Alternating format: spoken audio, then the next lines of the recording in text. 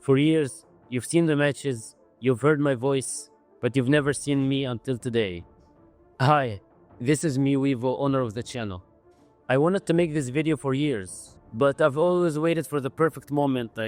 I'll wait when I have the perfect studio, when I have the perfect lighting. But here I am in my humble room with the help of one of my friends to make this happen. So this is me, and here's my story.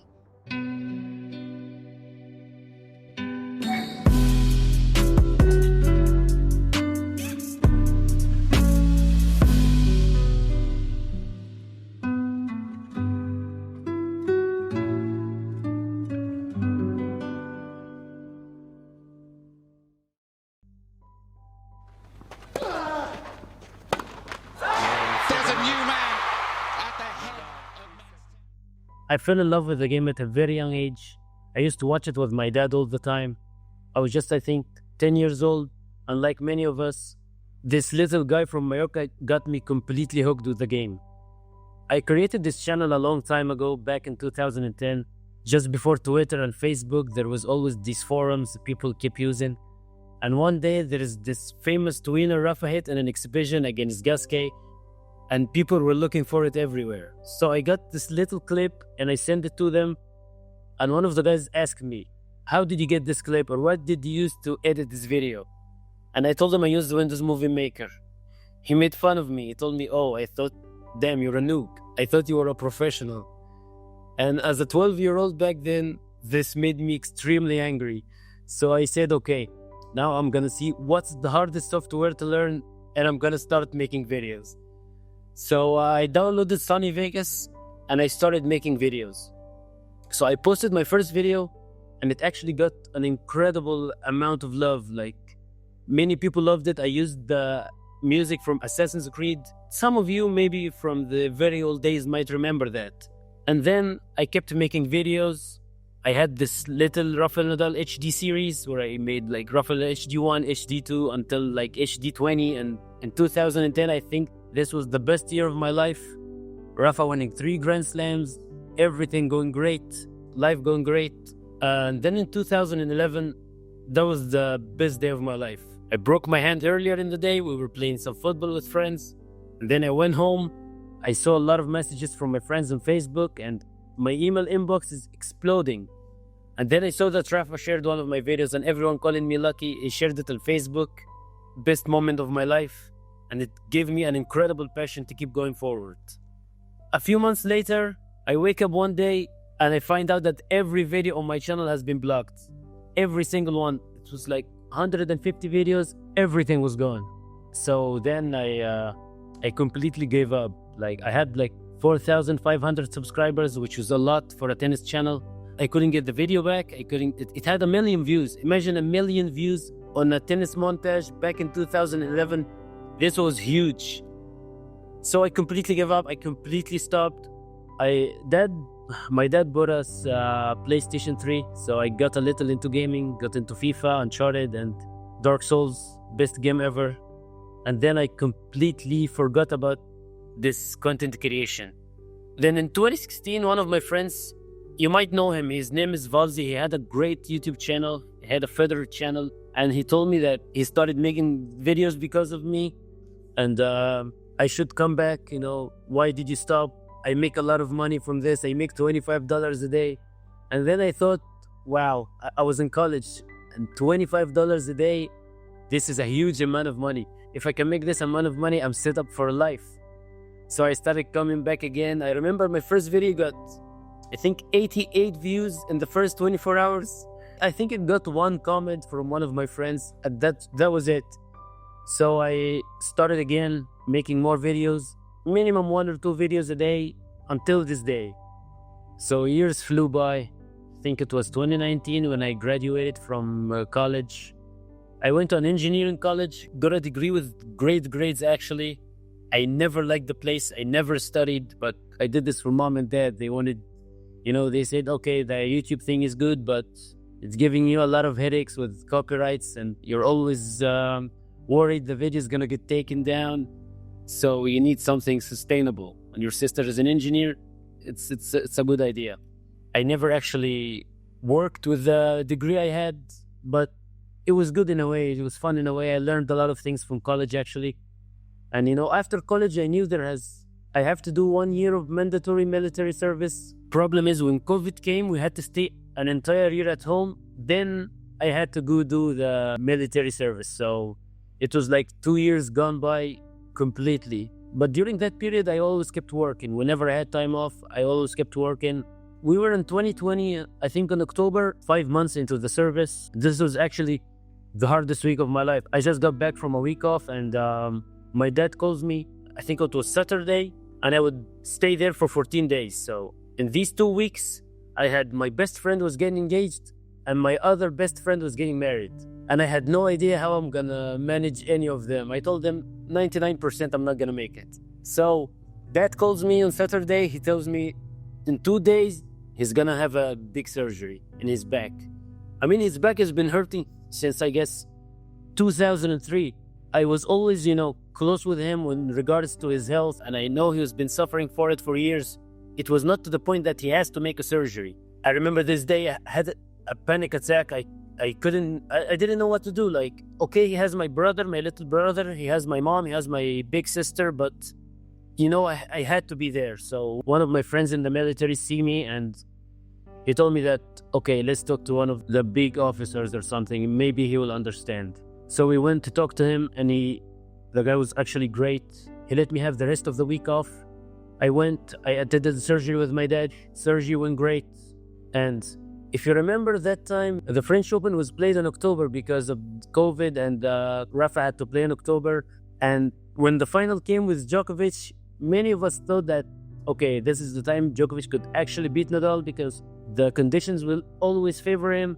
But yeah, I really wanted to see that match. So in the time off, after the surgery, I went to my first friend's engagement, and then I went back to the military. I went to one of the officers. I told him, Dad has to go to physiotherapy.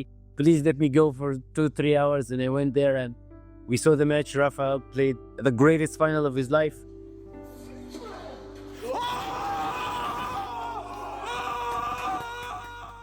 And then I went back, I stayed for another week, and then I got home and I attended my other friend's wedding. I mean, it was a complete mess. Like, Dad has a surgery, my friends, one's getting engaged and one is getting married. And of course, the most important one is Rafa playing Novak in the French Open final. So yeah, a few months later, military was over. This chapter of my life was over. And I thought, thank God, I have this incredible life ahead of me. Just, I think, a few days later, my sister got married, so everything was going great. And then my dad started getting sick. We didn't really know what was going on with him. I mean, his overall health started declining. No one knew what was wrong with him. 4 months into this many doctors, and then we figured out he had ALS, which is basically like the worst disease anyone could ever get. And then I think life took a complete dark turn, and it didn't take long. I think 6 months later, dad was gone. He passed away, and it still hurts. And if you have any person dealing with this disease, I think you should really stick to their side, because it's the worst thing ever. I mean, it affected dad everywhere. I think the hands, the legs, everything. So yeah, thankfully, even before he died, thankfully, he wasn't in the worst case possible, in the worst shape possible. We could still talk to him. We could still understand what he wanted. And then, yeah, life went on. A few months later, I think I got this 100K play button. I'll show it on the screen since it's in my sister's house. I don't have it here. And when I went to see Ronaldo in the World Cup, I think it was a great experience to see him, but it was horrible, the things I was going through in this period. But yeah, it was my first time going out of Egypt. It was great. And I kept on working on this channel, 2023, 2024. And then they said Nadal is coming to Saudi Arabia. And this is a place really close to our hearts. The second I know, and the second the tickets came out, I got a ticket for the semi-final against Djokovic, and I got a ticket for the final. And just a few days later, he announced his retirement. Me retiro del tenis profesional. When he got injured during Roland Garros, I knew that he's probably not coming back, because not many videos of him training. I think it was bound to happen. not as shocking as the one with Federer, but this one was, I think, equally as bad. So yeah, I went to Saudi to see Rafa, and I met a lot of people there. A lot of people actually recognized me. It was just a great surprise. I took pictures with many people. Yeah, one of the guys told me that Rafa stays in this hotel, and he actually managed to sneak in a picture with him. It was a great picture. So I woke up the next day. I think it was the match day with Djokovic. I went to the hotel at 10 a.m., stayed for like 3-4 hours. Then all of a sudden, Rafa came down from the elevator. You know, I picked the best seat in the hotel. One with, in the middle between the elevator and the stairs. So if he is gonna take the stairs, I'm gonna be the first one there. If he's gonna take the elevator, I'm gonna be the first one there too. I met Rafa, and I actually had this printed paper. Maybe I'll show it on the screen since I don't have it now. And I think I printed like 7 or 8 copies of this picture. I said, if I meet his dad, I'm gonna give it to him. If I meet the physio, the coach, Moya, anyone. I met all of them, but I think Maimo, his physio, it was the one I gave him the paper. And I highly doubt he gave it to Rafa, maybe throw it in the trash. I don't know. Maimo, if you see this video, I'm gonna know. I actually forgot to say that when my dad was sick, I think that was the worst year of my life. But the only happy moment in that year was when Rafa beat Medvedev in that legendary 2022 Australian Open final. Probably the best moment of my life, honestly. I made him a video. I stayed, I think, 72 hours awake to get this video done.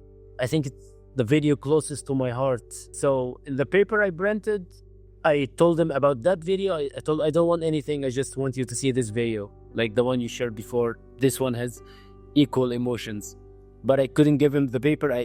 The place was empty, but then all of a sudden 50 people crowded him.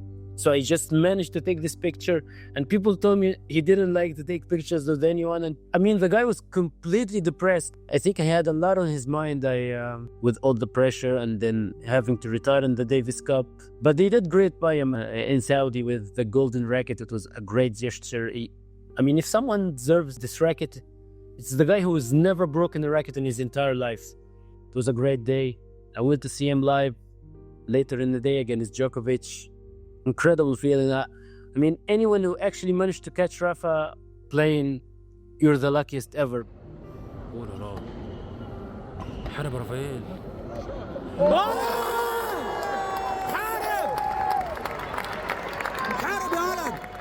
A great day, an incredible atmosphere. I had more fun in this tournament, even more than the World Cup, honestly. Because, tennis is our sport. Yes, I like football. Yes, I'm obsessed with football in a way, but not as much as tennis at all. I also saw Alcaraz and Sinner. I managed to take a photo with Sinner, Medvedev, and it was great. Like, the experience was incredible, and actually I'm going again this year. You might want to stay tuned for that. So this was my story. I don't want this video to be too long, but moving forward, I want to show my face more, give you more different type of content. And next week, I'm going to Riyadh once again to attend the Six Kings Slam tournament. Hopefully get you some exclusive content, some different perspectives, some behind the scenes. So make sure to follow me on Twitter and Instagram. I'll leave the links in the description. And on a final note, I want to really thank you guys from the bottom of my heart. You allowed me to live the dream of working with something I love. I really love this sport. I really want to share more of it. I'll try to bring you more, give you more entertainment, hopefully. And I will see you in the next video. Stay safe.